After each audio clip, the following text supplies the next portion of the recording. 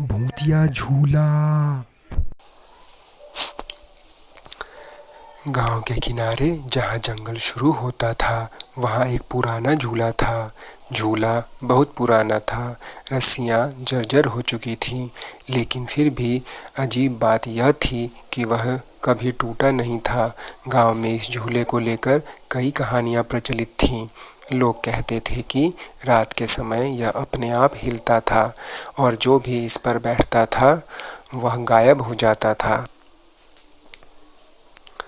राहुल नाम का एक 14 साल का लड़का गांव में रहता था। वह बहुत निडर था और उसे भूत प्रेत की कहानियों पर विश्वास नहीं था।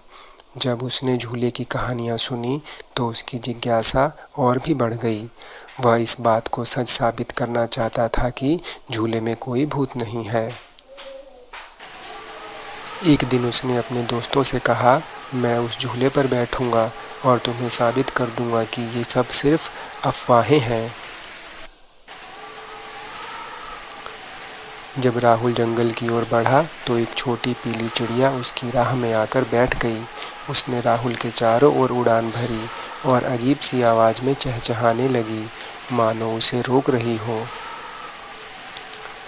राहुल को यह अजीब लगा, लेकिन उसने ध्यान नहीं दिया। चिड़िया ने कई बार राहुल के चारों ओर मंडराया, फिर भी वह रुका नहीं और झूले के पास पहुंच गया। शाम हो चुकी थी। सूरज ढलने के बाद जंगल में एक रहस्यमयी सन्नाटा छा गया था। राहुल ने झूले को ध्यान से देखा। रस्सियाँ जर्जर थीं, लेकिन झूला बिल्कुल नया लग रहा था।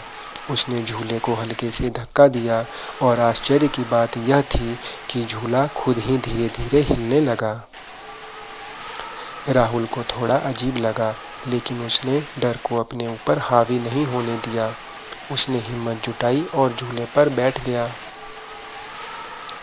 पहले कुछ सेकंड तक कुछ नहीं हुआ, फिर अचानक ठंडी हवा चलने लगी और झूला अपने आप तेजी से आगे पीछे हिलने लगा। राहुल का दिल तेजी से धड़कने लगा।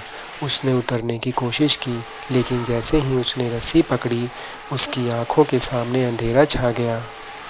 राहुल को लगा कि वह किसी और ही दुनिया में आ गया है। सामने एक काली परछाई थी जिसकी आंखें जल रही थीं। उसने एक भयानक आवाज़ में कहा, तुमने मेरी जगह ले ली है, अब मैं आज़ाद हूँ। राहुल कुछ समझ पाता इससे पहले ही वह ज़मीन पर गिर पड़ा।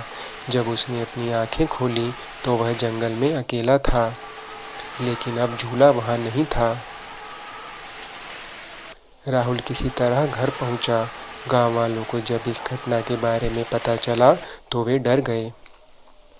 सबसे बड़ा आश्चर्य तब हुआ जब दूसरे दिन किसी ने जंगल में झूला नहीं देखा। एक दिन राहुल अपने कमरे में सो रहा था। उसके सपने में एक काली सी परछाई आई। उसने हंसते हुए कहा कि तुमने मुझे आज़ाद किया है, अब मैं हमेशा तुम्हारे साथ ही रहूँगा। इतना कहकर परछाई गायब हो गई और राहुल की नींद टूट गई। राहुल डरा हुआ था। राहुल जब ब्रश करने बाथरूम में गया तो उसने ब्रश उठाया और आईने में देखते हुए ब्रश करने लगा। अचानक उसे आईने में एक काला साया दिखा। राहुल डर गया और ब्रश वहीं पे छोड़ के भाग गया।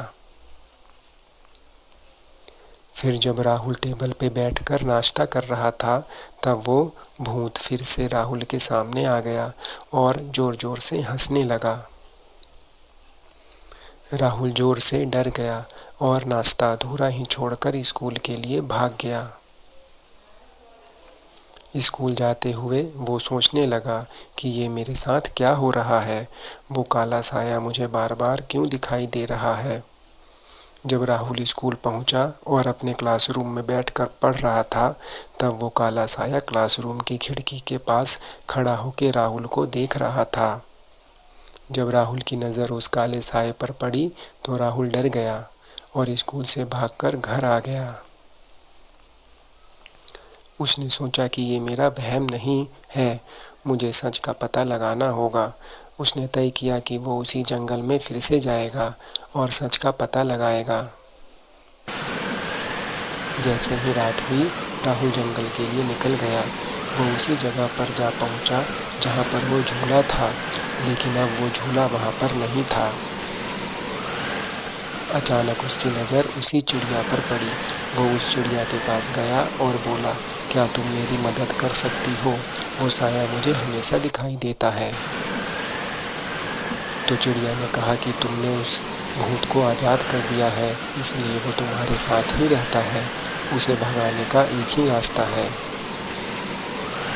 राहुल ने पूछा, क्या है वो रास्ता? तो चिड़िया ने बताया कि जंगल के बीच में एक बहुत बड़ा पेड़ है। उस पेड़ के ऊपर एक फल है।